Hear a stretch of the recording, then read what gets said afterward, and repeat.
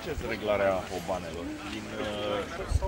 Dar dacă v-ați spus dumneavoastră în față, noi ce facem? De la partea de jos pentru relaxare din șuruburile de reglaj de. Ultima reglare fină de tot se va face numai din șuruburile de sus. De sus. Da. La structura de beton n-ați făcut nimica, nu? Aveați ce să faceți. toată Nu la structura. stâlpii de beton, i-ați vopsit, nu mă văd. Atât. Acolo n-aveți ce să... Structura e o structură foarte interesantă pentru că aici s-au folosit pentru prima dată și betoane. Dom'le, vedeți că au venit dronele. Da, ia uite-te. Vor să ne filmeze și cu drona. E bine. E bine, da. Cineva ne privește de sus. De sus, da. Structura de beton să fie monitorizată de perioada testelor urmărit topografice și prin niște senzori de performanță.